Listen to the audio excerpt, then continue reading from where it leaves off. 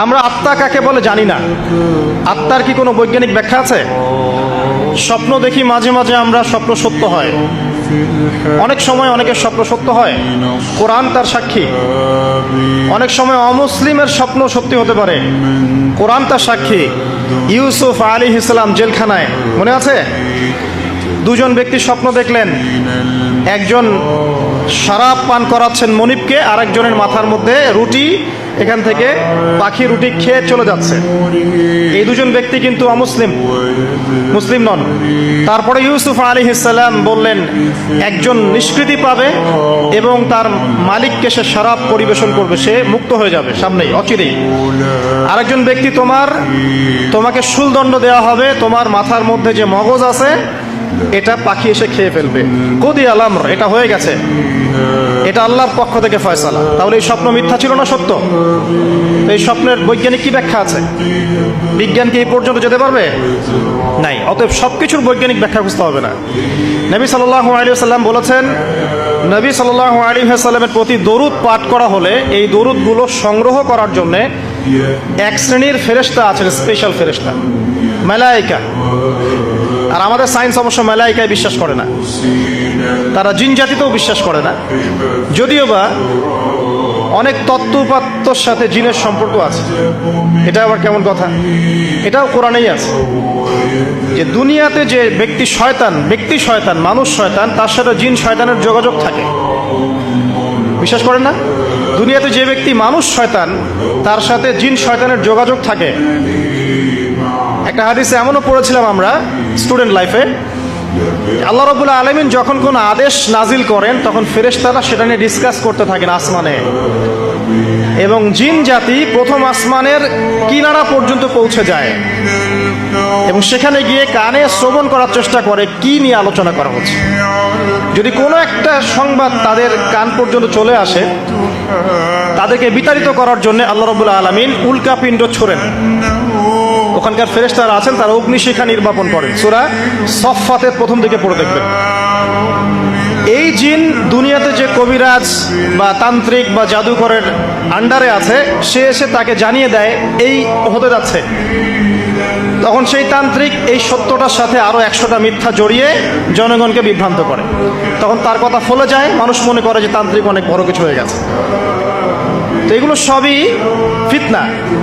যাই হোক, এই জিনের ব্যাখ্যা কিন্তু আমরা করতে পারছি না বিজ্ঞান দিয়ে।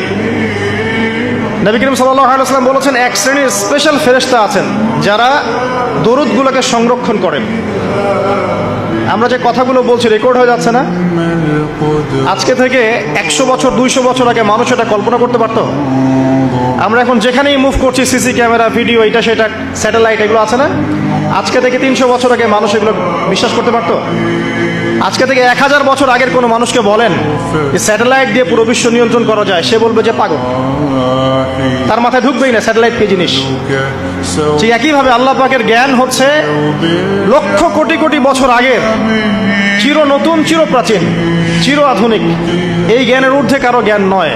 এই জন্য এখন এগুলো কথা অনেকেই প্রশ্ন তোলে যে ফেরেশতা আবার কি জিনিস, জিন আবার কি, ইসলাম এগুলোতে কেন বিশ্বাস করে? সুবহানাল্লাহ। মানে তাদের বক্তব্য হচ্ছে ল্যাবরেটরিতে যেটা প্রমাণ করা যাবে না সেটার অস্তিত্ব নাই। প্রত্যেকটা বস্তুকে হয় কঠিন হতে হবে, না হলে তরল, না হলে বায়বীয়, এর বাইরে কিচ্ছু নাই। আসলে কি তাই? তো সবকিছুকেই বিজ্ঞান দিয়ে ব্যাখ্যা করতে হবে জরুরি না। এর ঊর্ধ্বে অনেক কিছু আছে। এর জ্ঞান, এর শেষ সীমা থেকে আল্লাহ পাকের জ্ঞান শুরু হয়। অতএব এটাকেই চূড়ান্ত জ্ঞানের মানদণ্ড মনে করার কোনো কারণ নাই। আমাদের মধ্যে একটা শিরকি আকীদা ঢুকে গেছে এখন। এটা একটা শিরকি আকীদা। সেটা হচ্ছে যে কোনো বিষয় যদি বৈজ্ঞানিকভাবে প্রমাণিত না হয়, কোরআন সুন্নাহয় থাকলেও মনে করি এটার অস্তিত্ব নাই। এটা আমাদের সাইকোলজিক্যাল সমস্যা। এখন এই জেনারেশনের বেশি সমস্যা, কারণ তারা পড়াশোনা করতে করতে মনে করছে সব কিছুকেই বিজ্ঞান দিয়ে প্রমাণ করতে হবে। তুমি তো তোমার আত্মাকেই প্রমাণ করতে পারবে না। একটা মানুষ হাঁটছে রাস্তা দিয়ে, পড়ে গেল, ডেড, এরকম হচ্ছে না? তাহলে কি এমন ছিল তার দেহের মধ্যে, বের হয়ে চলে গেল, সে ডেড? বলবো হৃদযন্ত্রের ক্রিয়া বন্ধ হয়ে মারা গেছে। তো ক্রিয়াটা বন্ধ হলো কিভাবে? কে হুকুম করলো? কার আদেশে বন্ধ হলো? কে নিয়ে গেল রূহ আত্মাটা? তো এগুলো তো ব্যাখ্যা করতে পারবে না। সো এই কনসেপ্ট থেকে বের হয়ে আসতে হবে যে প্রত্যেকটা বিষয় বিজ্ঞান দিয়ে প্রমাণ হলে পরেই বিশ্বাস করবো, না হলে করবো না, এটা ঠিক নয়। কোরআন এবং সুন্নাহ যা আছে এটা চূড়ান্ত, এর বাইরে যা আছে এটা যদি কোরআন সুন্নাহর সাথে মিলে যায় আমরা গ্রহণ করব, কোনো সমস্যা নেই। কিন্তু না মিললে আমরা কোশ্চিন কালো সেটা মানতে রাজি নই। আসুন, নবী করিম সাল্লাল্লাহু আলাইহি ওয়াসাল্লাম বলেছেন এক শ্রেণীর স্পেশাল ফেরেশতা আছেন, মালায়েকা, নূরের তৈরি, আলোর তৈরি, আলো দিয়ে তৈরি, নূর দিয়ে তৈরি, যারা নিঃসন্দেহে আলোর বেগের চেয়ে বেশি বেগে ভ্রমণ করতে পারেন, নিঃসন্দেহে।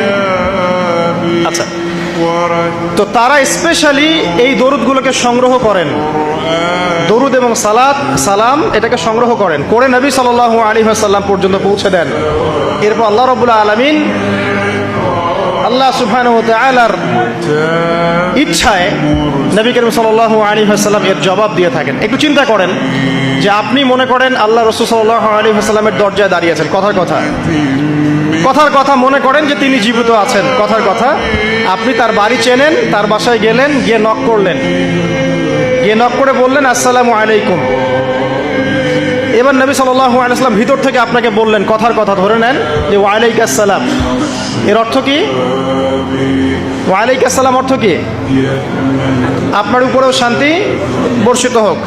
আচ্ছা, আবার মনে করেন আপনি বাসার ভিতরে আছেন, আপনার বাসায় নবীজি এসেছেন সাল্লাল্লাহু আলাইহি ওয়াসাল্লাম, কথার কথা। এবার তিনি আপনার দরজায় নক করছেন, নক করে বলছেন আসসালামু আলাইক, তোমার উপর শান্তি বর্ষিত হোক। তো নবী সাল্লাল্লাহু আলাইহি ওয়াসাল্লামের এই যে দোয়া, তোমার উপরে শান্তি বর্ষিত হোক, এটা যে যত বেশি পাবে তার জীবনটা তত সুন্দর হবে না? অতএব যে ব্যক্তি যত বেশি দরুদ পাঠ করবে, যত বেশি সালাত প্রদান করবে নবী সাল্লাল্লাহু আলাইহি ওয়াসাল্লামকে, ইনশাআল্লাহ তাআলা সে সচ্ছল হবে, টেনশন ফ্রি থাকবে, সুখে শান্তিতে পৃথিবীতে বসবাস করবে ইনশাআল্লাহ। আর সুখ বলতে আমি শুধুমাত্র চাকচিক্য বোঝাচ্ছি না, বাড়ি গাড়ি স্ট্যাটাস বোঝাচ্ছি না।